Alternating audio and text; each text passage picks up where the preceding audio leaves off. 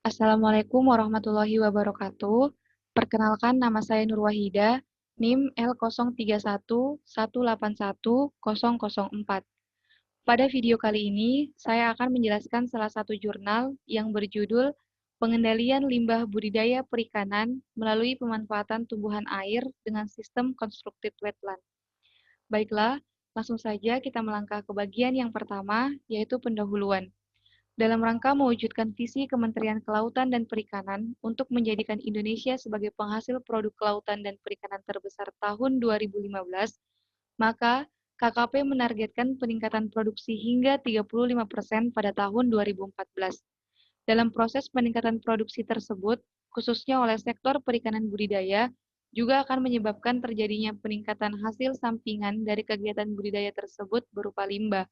Nah, untuk mencegah terjadinya kerusakan lingkungan akibat peningkatan volume limbah yang dihasilkan, maka diperlukan suatu bentuk kegiatan budidaya yang dilengkapi dengan sistem pengolahan limbahnya.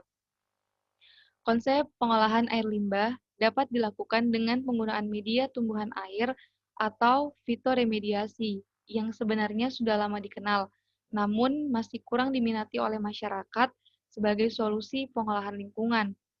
Di sisi lain, penggunaan bahan kimia juga dapat dilakukan, namun membutuhkan biaya yang tinggi, sehingga masyarakat lebih memilih untuk tidak melakukan pengolahan limbah sebelum limbah tersebut dibuang ke lingkungan sekitar. Akibatnya, terjadi penurunan kualitas lingkungan yang berdampak pada penurunan kualitas dan kuantitas produk budidaya itu sendiri. Konsep pengolahan limbah dengan prinsip fitoremediasi biasanya diterapkan dengan membangun suatu ekosistem buatan yang berfungsi sebagai pengolahan air limbah yang dikenal dengan sistem constructed wetland. Nah, selanjutnya, apa sih itu constructed wetland? Jadi, constructed wetland merupakan suatu sistem pengolahan air limbah secara alami dengan konstruksi yang sederhana serta membutuhkan biaya operasional dan pemeliharaan yang lebih murah dibanding sistem pengolahan air limbah dengan mekanisme konvensional. Constructed wetland terdiri atas sebuah kolam yang didesain secara layak yang di dalamnya terdapat air limbah, substrat, dan tumbuhan air, serta termasuk saluran pembuangan air ke perairan umum. Nah, pada video kali ini ada 4 kajian materi yang akan saya bahas. Yang pertama adalah peranan tumbuhan air dalam proses purifikasi air limbah. Yang kedua adalah mekanisme purifikasi air limbah pada sistem constructed wetland. Yang ketiga adalah tumbuhan air potensial untuk pengolahan air limbah.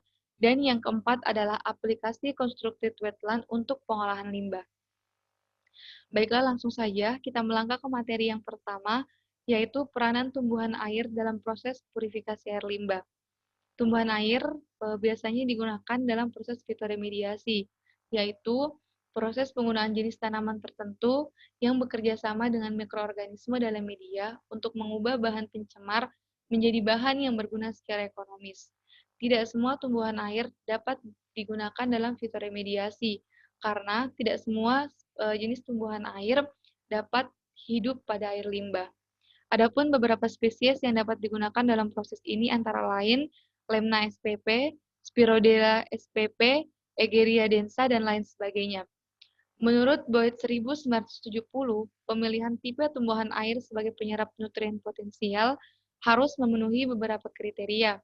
Antara lain yang pertama, kecepatan tumbuh tinggi, yang kedua, dapat memproduksi biomasa yang besar dalam luasan tertentu, yang ketiga, dapat menimbun mineral atau nutrien yang banyak, yang keempat, relatif mudah dipanen, dan yang kelima, mempunyai nutrisi yang cukup untuk pakan dan bisa dimanfaatkan sebagai pupuk.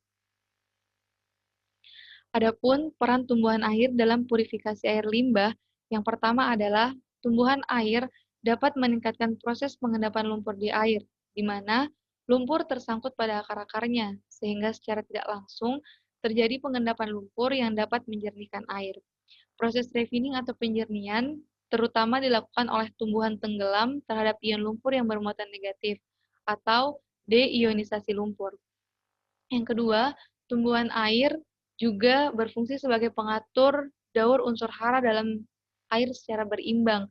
Misalnya eceng gondok yang dapat menyerap logam beracun seperti Pb dan Hg, logam penyebab kanker seperti Ni dan Cd, cemaran organik atau senyawa fenol, buangan pertanian seperti sisa pupuk dan pestisida, buangan industri seperti PB, NI, CL, dan lain-lain, serta buangan rumah tangga seperti N, P, dan lain-lain.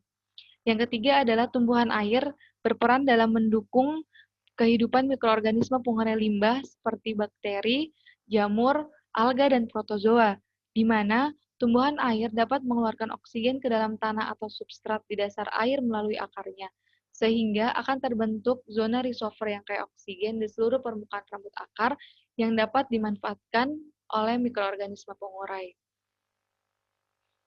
Baik, kita lanjut ke materi yang kedua, yaitu mekanisme purifikasi air limbah pada sistem constructed wetland.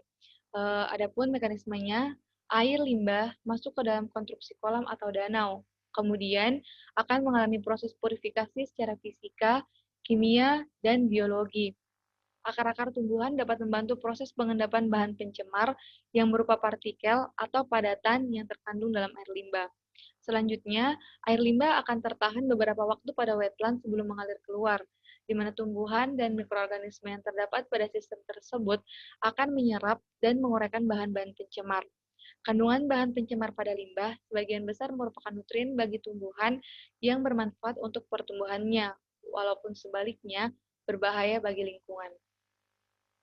Nah, secara umum, proses pengolahan air limbah terdiri atas 3 tahapan. Yang pertama adalah primary treatment, yaitu penghilangan partikel-partikel kasar dengan cara pengendapan. Yang kedua adalah secondary treatment, yaitu penghilangan mikroorganisme patogen, nutrien, senyawa organik, dan logam berat. Dan yang ketiga adalah tertiary treatment, yaitu perlakuan tambahan bila perlu sebelum air dibuang atau dimanfaatkan kembali. Yang perlu kita ketahui di sini bahwa proses yang terjadi pada pengolahan air limbah dengan sistem constructed wetland tidak jauh berbeda dengan pengolahan air limbah menggunakan sistem konvensional, yaitu tujuannya sama untuk menurunkan konsentrasi polutan sehingga air dapat dimanfaatkan kembali atau dibuang ke lingkungan tanpa menyebabkan degradasi. Perbedaannya hanya pada sistem constructed wetland yang menggunakan tumbuhan air dan mikroorganisme sebagai agen yang berperan dalam proses purifikasi air.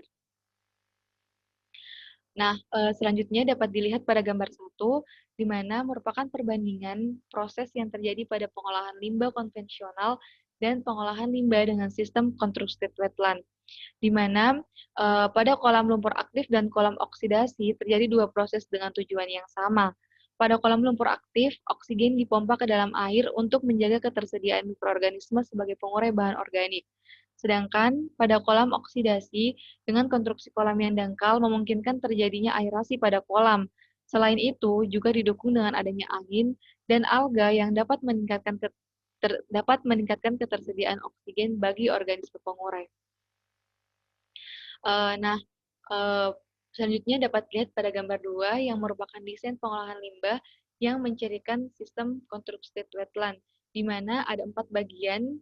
Yang pertama adalah floor base, yang berupa kolam dalam untuk proses sedimentasi yang terletak di bagian tengah wetland. Yang kedua adalah long flow path, yang berupa saluran panjang yang berfungsi sebagai tempat aliran air limbah menuju kolam sedimentasi. Yang ketiga adalah mikropol, berupa kolam kecil sebelum outlet yang berfungsi untuk mencegah terjadinya penyumbatan outlet oleh serasa atau debris, serta memungkinkan pembuangan sisa-sisa polutan yang masih tertinggal dari wetland.